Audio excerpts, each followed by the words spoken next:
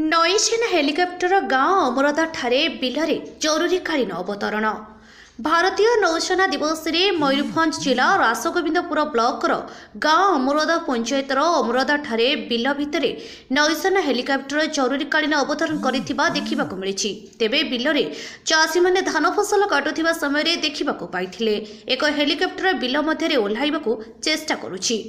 मो श्री मीनकेतन महांती अमरदा रासगोविंदपुर थाना मयूरभंज जिला।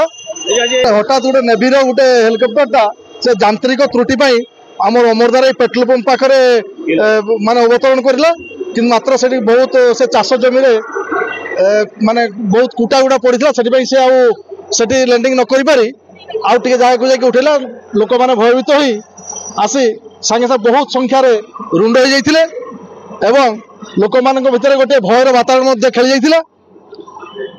तार किसी समय पर से पुणी बोधे तार यांत्रिक त्रुटि कौन थी से आउ थे पायलट महोदय से यांत्रिक त्रुटि को ठीक करी आउ थे से उड़ान यात्रा आरंभ कर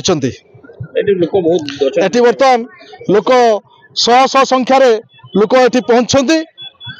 गोटे बिल भितर ओह्लाइबाकू चेष्टा करुवा बेले धान कुटा उड़ीबारु सेठारे अवतरण करि न पारि अनेक फांका बिलरे अवतरण करथिला। दीर्घ 30 मिनिट धरी पायलट हेलिकप्टर ओह्लाई यांत्रिक त्रुटि को सुधारी 45 मिनिट पर पुणी उड़ीबा सक्षम होइथिला नौसेना हेलिकप्टर। तेबे चाष काम लगी लोके भयभीत थिबा परिलिखित होइथिला। अपरपक्षरे स्थानीय लोके नौसेना हेलिकप्टर देखिबाकू भीड़ जमाइथिले। सनातन गिरी गाँ मर्दा जीपी अनुभव तो हठात हवाटा गोटे आम दुर्घटना भावुचु तेणु दुर्घटनाटा को एक्चुअली आम हठात ये भाया परिस्थिति जहाँकि नौसेना मैंने बंद कर पारना आज्ञा तेणु बर्तमान स्टार्टिंग अवस्था पड़ रही तेणु समस्ते भयभीत होती कहीं जंगल मान चाष जमी क्षति क्षय हो कि कौन समस्त टे आश्चर्यजनिक रूप से बुझे ना।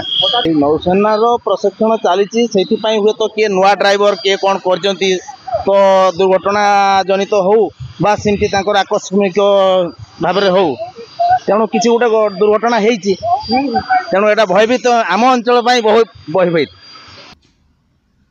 सुशांत प्रधान रिपोर्ट अपराह्न लाइव।